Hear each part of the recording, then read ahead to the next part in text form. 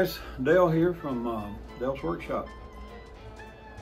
It's been kind of a rough week. I had a couple of teeth pull and that set me back for a few days, and didn't feel all that bad. Just, you know how a tooth, when you get it pulled, it just nags the hell out of you. But you know, that's the way it goes. I did manage to get to a flea market Saturday. Was a little disappointed in tools that I brought back, but they just didn't have it, you know. And what they did have, if I wanted it, they just wanted too much for it. I'm kind of cheap, and I got 2 or 3 over there I found at a thrift store the other day, so I'll show you what those were. And it's not going to add up to a lot, but you know, it's kind of cold out here in the south today. You know, it's been 70 for the past week or so here, at least high 60s, and then today it drops down in the 40s, and I got my heater going down here, so we're all right. Anyway, let's get into this tool haul, and I'll show you what I got. Okay, here we go. First up is this pair of pliers. At first, when I saw them, I thought they were Crowder, but they're not. They are J.P. Danielson and Company, from out in Jamestown, New York. I think the company was started somewhere around 1903 by J.P. Danielson, and also a name you may know is Carl Peterson. Eventually, I think it was Carl Peterson, I don't know. You can find this on artifacts.com. I just kind of glanced at it and got a little information on it because I hadn't heard of it before. And, you know, they're cool looking pliers. But, yeah, eventually this company turned into Crescent, I think it was. I think Carl Peterson bought out Danielson or something to that effect. You can go there and read it. Artifacts.com and find out it if you're interested. But I thought it was kind of cool. I mean, just to have I mean, these things were manufactured back in early 1900s. For all I know, this was the very first pair of pliers that they manufactured. But they were known for another one called a lightning plier or something like that. But these are cool. I'm glad to have them. I'm gonna, you know, clean them up, keep them. Okay, second up was this little Craftsman 5/16 side terminal battery wrench. I'd never heard of that before, but I thought it was kind of cool. It needs a little bit of, it's a little stiff up in here. I think I can put some oil on there, maybe clean it up a little bit there, but I know somebody might want this. And I thought it was cool. I've not seen these before. Interesting. You know, that little small nut on the side of the battery post, and they actually made a tool for it. That's pretty cool. All right, up next is a Craftsman.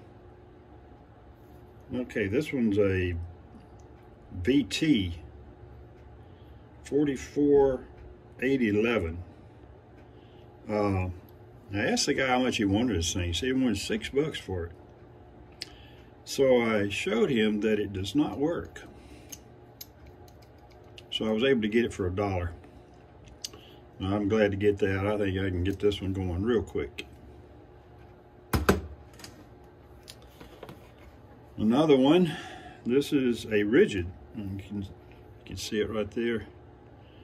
I got probably a little less than $1 in this one because the guy, I just handed him a handful of screwdrivers and this wrench and all that, and said, how much would you want for this? And he said $5, and I was kind of happy with that.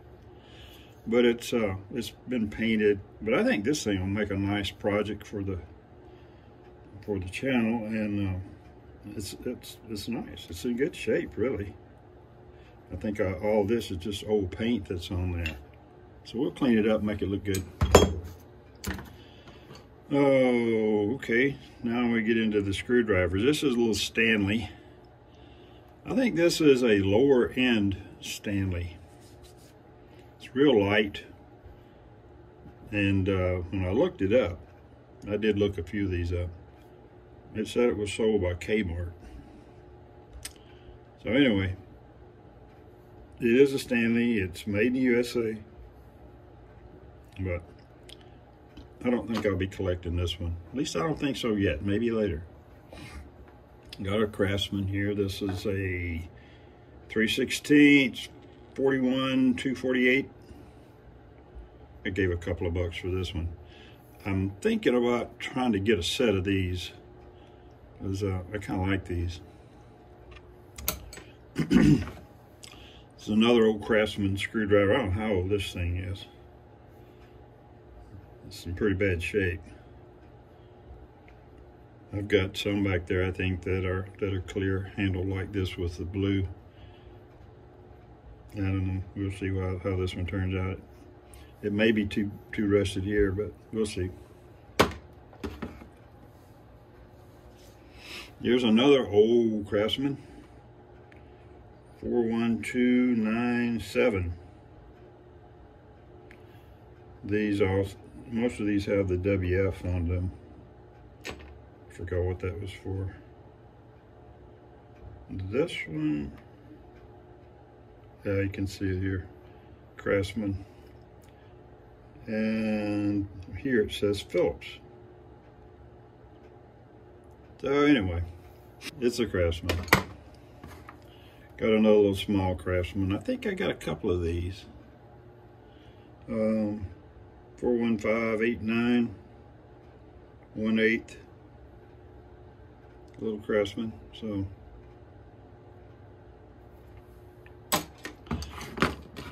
this one, it's a little bit holder there, and I thought at first that this was wood, but it's not. I was hoping it was, but it's not. And it doesn't have any of the bits in it, but it did have some of these little set screws. Thought that was kind of cool, but I'll put them back in there. But I have enough extra bits that I've picked up over the estate sales and stuff. I think I can get a set and put in here, clean this up, and maybe use it for upstairs or something. And found this little advertising screwdriver. The advertisement is worn off, but here, right here, it's got let's see what it says. Ready Tool USA. I'm not familiar with Ready Tool, but I know somebody else that collects stuff like these. This one, this is a snap-on. Now I do have a few snap-ons back there. I don't know if you can see it or not. Right there it says snap-on. If I could get a set of these, that'd be just downright awesome.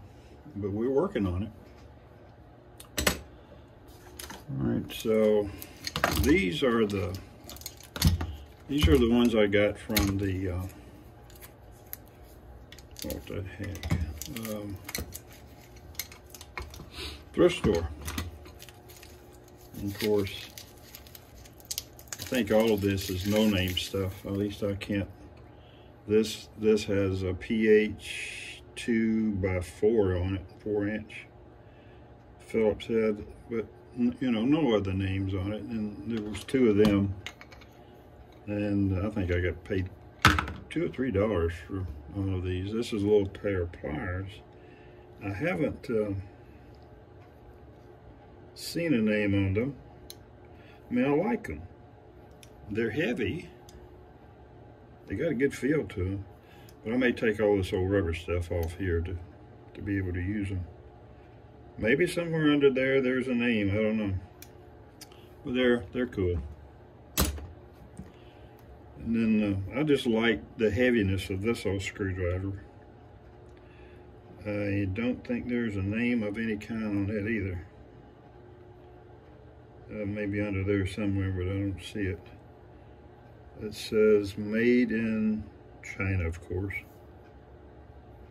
and it's a little bit damaged on this end here, but it feels heavy. It would, if nothing else, it'd be good for a pry bar.